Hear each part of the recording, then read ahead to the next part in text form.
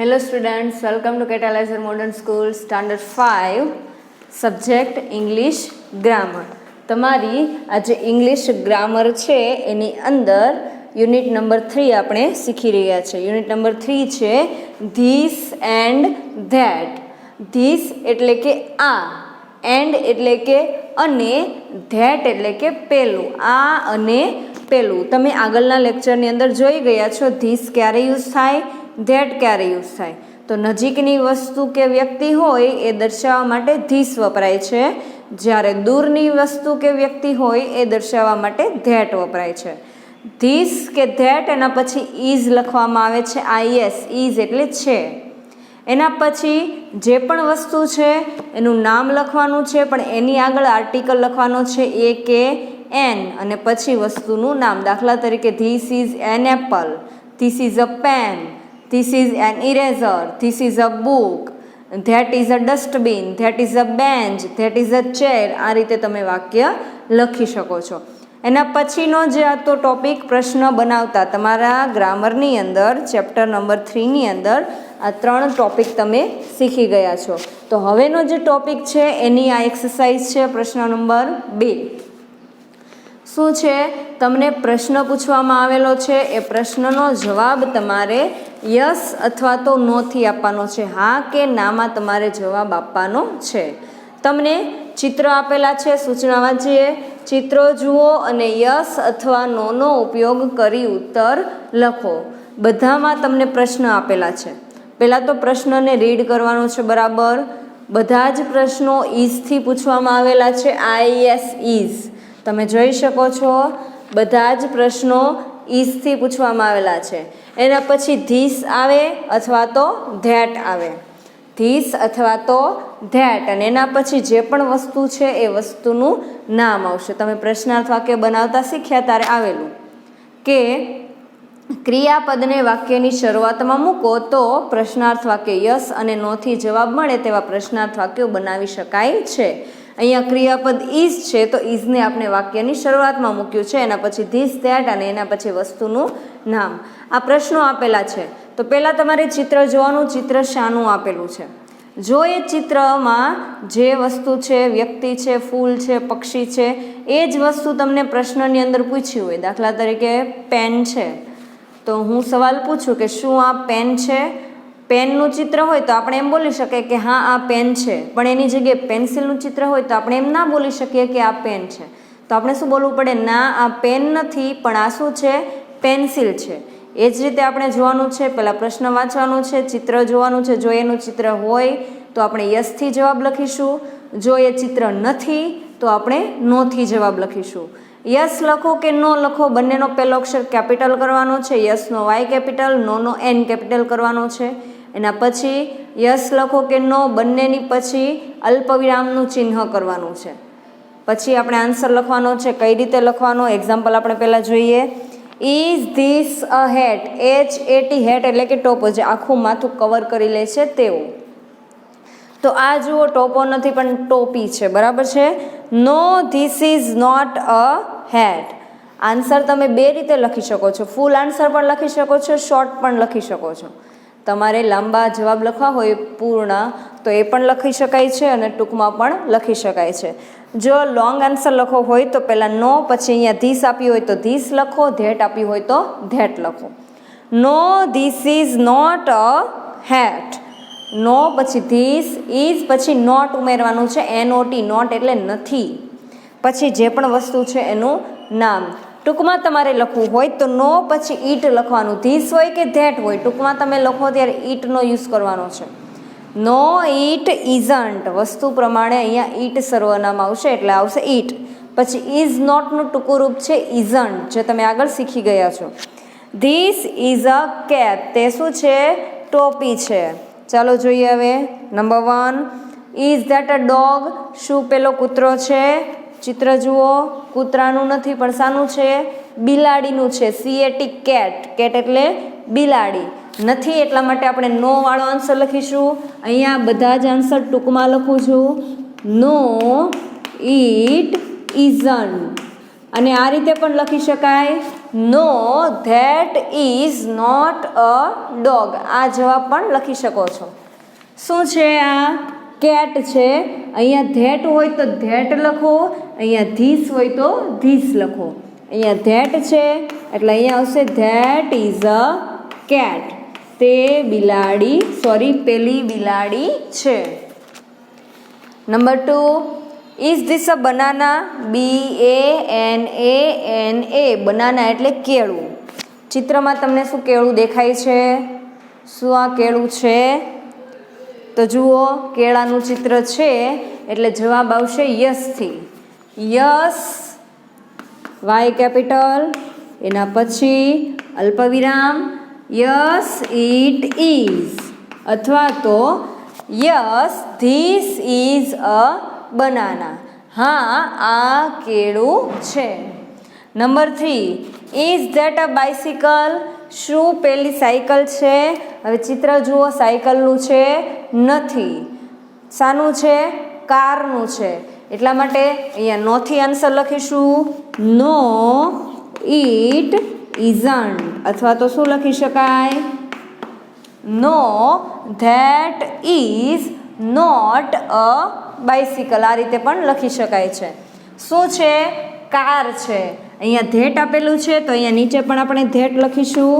That is a car. That is a car. પેલી car છે.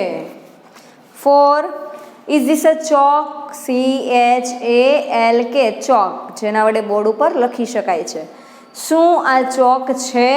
ચિત્રમાં ચોક દેખાય છે? નથી દેખાતો. ડસ્ટર છે, બરાબર છે. તો અહીંયા આપણે લખીશું no it isn't. No it isn't, અથવા તો આ રીતે પણ લખી શકાય. No that is not a chalk. શું છે? ડસ્ટર છે. હવે અહીંયા ધેટ આપ્યું હોય તો આપણે પણ અહીંયા નીચે ધેટ જ લખવાનું છે. That is a duster. DUSTER, duster. Number 5, is that an apple? APPLE, Apple એટલે કે સફરજન. શું પેલું સફરજન છે? ચિત્રમાં જુઓ, સફરજન દેખાય છે? નથી દેખાતું. તો આપણે શું લખીશું? No it isn't. શું છે? નારંગી છે. તો અહીંયા આવશે ધેટ ઇઝ એન ઓરેન્જ. પહેલાનો આન્સર લખીએ. નો ઇટ ઇઝન્ટ, અથવા તો no that is not an apple. શું છે? ઓરેન્જ છે. અહીંયા ધેટ આપ્યું છે તો અહીંયા પણ આપણે લખીશું that. That is an orange. પેલી નારંગી છે. Number 6, is this an elephant? ELEPHANT, elephant એટલે કે હાથી. શું આ હાથી છે? ચિત્ર જુઓ, હાથીનું ચિત્ર આપેલું છે. હા, એટલે આપણે યસથી જવાબ લખીશું. યસ ઇટ ઇઝ, અથવા તો yes this is an elephant. Page number 18 ઉપર. Number 7, is that a bird? BIRD, bird એટલે કે પક્ષી. શું પેલું પક્ષી છે? હવે તમે ચિત્રમાં જુઓ, પક્ષી છે? નથી. તો જવાબ આવશે નોથી. શું છે? પતંગ છે. પતંગને અંગ્રેજીમાં શું કહેવાય? કાઇટ. KITE. પહેલાં તો આપણે યસ અથવા નોથી જવાબ લખીએ તો અહીંયા આવશે નો ઇટ ઇઝન્ટ, અથવા તો શું લખી શકાય? No that is not a bird. ના, પેલું પક્ષી નથી. શું છે? પતંગ છે. અહીંયા ધેટ આપ્યું છે તો નીચે પણ આપણે ધેટ લખીશું. That is a kite. KIT, kite એટલે કે પતંગ. પેલો પતંગ છે. Number 8, is this a sheep? SHEEP, sheep એટલે કે ઘેટું. ચિત્ર જુઓ, તમને ઘેટું દેખાય છે? યસ દેખાય છે એટલે આવશે yes it is. Yes it is. અથવા તો તમે આ રીતે પણ લખી શકો છો, yes this is a sheep. બરાબર છે. આ રીતે તમે યસ નોથી આન્સર લખી શકો છો. હવે 9મું જોઈએ. તો હવે જોઈએ 9મું. Is that a tree. 9માં શું આપ્યું છે? Is that a tree. શું પેલું વૃક્ષ છે? જુઓ ચિત્રમાં વૃક્ષ આપ્યું છે. હા, તો જવાબ આવશે યસથી. Yes it is. અથવા તો શું લખી શકો? Yes that is a tree. હા, પેલું વૃક્ષ છે. Number 10. Is this an umbrella. Umbrella એટલે કે છત્રી. શું આ છત્રી છે? હવે જુઓ ચિત્રમાં છત્રી છે. હા, તો આપણે લખીશું yes it is. Yes it is. અથવા તો yes this is an umbrella. હા, આ છત્રી છે. Number 11. Is that a leaf. શું પેલું પાંદડું છે? LEAF. લીફ એટલે થશે પાંદડું. શું પેલું પાંદડું છે? જુઓ ચિત્રમાં પાંદડાનું ચિત્ર છે. હા, તો આપણે જવાબ લખીશું યસથી. Yes it is. અથવા તો yes that is a leaf. હા, પેલું પાંદડું છે, પેલું પાન છે. 12. Is this a knife. KNIFE એને બોલાય છે નાઇફ.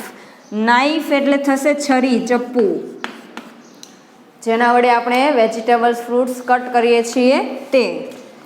જુઓ ચિત્રમાં નાઇફ આપેલું નથી, છરી નથી, પણ શું આપેલું છે? કુહાડી, એક્સ આપેલી છે. એટલે પહેલાં આપણે આન્સર નોથી લખીએ. No it isn't. No it isn't. તો શું છે? એક્સ. અહીંયા ધીસ આપેલું છે, તો અહીંયા ધીસ લખીએ. ધીસ પછી આવશે is. This is an axe. AXE. Axe એટલે કે કુહાડી. આ કુહાડી છે. 13. Is that an ice cream. શું પેલું આઈસ્ક્રીમ છે? ચિત્રમાં જુઓ આઈસ્ક્રીમ છે. હા, તો એટલે આવશે yes it is. Yes it is. અથવા તો yes that is N ice cream. હા, પેલું આઈસ્ક્રીમ છે. 14. Is this a parrot. Parrot એટલે કે પોપટ. શું આ પોપટ છે? ચિત્ર જુઓ. પોપટનું ચિત્ર નથી, પણ મોરનું ચિત્ર છે. એટલે પહેલાં આપણે લખીશું no it isn't. No it isn't. અથવા તો no this is not a parrot. ના, આ પોપટ નથી. તો શું છે? મોર છે. મોરને કહેવાય છે પીકોક. અહીંયા ધીસ આપ્યું હોય તો અહીંયા પણ આવશે this. This is a peacock. PEACOCK. Peacock એટલે કે મોર. આ મોર છે. 15. Is that a carrot. CARROT. Carrot એટલે કે ગાજર. ચિત્ર જુઓ. શું આ ગાજર છે? હા, એટલે આવશે yes it is. Yes it is. હા, તે ગાજર છે. અથવા તો yes that is a carrot. હા, પેલું ગાજર છે. 16. Is this an ant. શું આ કીડી છે? ANT. એન્ટ એટલે કે કીડી. શું આ કીડી છે? ચિત્રમાં જુઓ કીડી નથી, પણ શું છે? પતંગિયું. પતંગિયાને કહેવાય છે બટરફ્લાય. પહેલાં આપણે આન્સર લખીશું નોથી. નો ઇટ ઇઝન્ટ. અથવા તો no this is not an ant. ના, આ કીડી નથી. તો શું છે? બટરફ્લાય છે. અહીંયા ધીસ છે તો નીચે પણ શું આવશે? This. This is a butterfly. BUTTERFLY. Butterfly એટલે કે પતંગિયું. 17 જોઈએ. ઇઝ ધેટ અ બસ? શું પેલી બસ છે? ચિત્ર જુઓ. બસનું ચિત્ર છે નહીં. તો શાનું ચિત્ર છે? ટ્રેનનું ચિત્ર છે. પહેલાં આપણે આન્સર લખીએ નોથી. નો ઇટ ઇઝન્ટ. અથવા તો શું લખાય? નો ધેટ ઇઝ નોટ અ બસ. ના, પેલી બસ નથી. તો શું છે? ટ્રેન છે. એટલે અહીંયા લખીશું that is a train. That is a train. પેલી ટ્રેન છે. આ રીતે લખી શકાય છે. હવે જોઈએ નંબર 18. જુઓ number 18. Is this a horse? શું આ ઘોડો છે? HORSE. હોર્સ એટલે કે ઘોડો. શું આ ઘોડો છે? ચિત્ર જુઓ. ઘોડાનું ચિત્ર આપેલું છે એટલે આવશે યસ. Yes it is. અથવા તો શું લખી શકો તમે? Yes this is a horse. હા, આ ઘોડો છે. Number 19. Is that N eagle? EAGLE. Eagle એટલે થશે ગરુડ. શું પેલું ગરુડ છે? ચિત્ર જુઓ. ગરુડનું ચિત્ર આપ્યું છે નહીં, પણ ઘુવડનું ચિત્ર છે. ઘુવડ એટલે કે આઉલ. OWL. આઉલ એટલે કે ઘુવડ. તો પહેલાં આપણે આન્સર લખીશું નોથી. નો ઇટ ઇઝન્ટ. અથવા તો શું લખી શકાય? No that is not an eagle. ના, પેલું ગરુડ નથી. તો શું છે? આઉલ. અહીંયા લખીશું that. That is N owl. પેલું ઘુવડ છે. 20. Is this a rose? ROSE. Rose એટલે કે ગુલાબ. શું આ ગુલાબ છે? ચિત્ર જુઓ. ગુલાબનું ફૂલ છે નથી. શાનું ફૂલ આપેલું છે? સનફ્લાવરનું. નથી એટલા માટે અહીંયા નોથી આન્સર લખીએ. પહેલાં નો ઇટ ઇઝન્ટ. ના, તે નથી. બરાબર છે. ન અથવા તો લખી શકાય no this is not a rose. ના, આ ગુલાબ નથી. શું છે? સનફ્લાવર છે. તો અહીંયા લખીશું આપણે ધીસ ઇઝ અ સનફ્લાવર. આ સૂર્યમુખી છે. હવે પ્રશ્નના જવાબ તમે લખતા શીખી ગયા છો. યસ અને નોથી જવાબ કઈ રીતે લખી શકાય એ તમે શીખી ગયા છો. પહેલાં ચિત્ર જોવાનું. જો એ ચિત્ર જે છે આ સવાલની અંદર એનું નામ હોય તો તમારે યસથી જવાબ લખવાનો છે. જો નથી તો જવાબ લખવાનો છે નોથી. યસ લખો કે નો લખો, બંનેનો પહેલો અક્ષર કેપિટલ કરવાનો છે. એના પછી અલ્પવિરામ કરવાનું છે.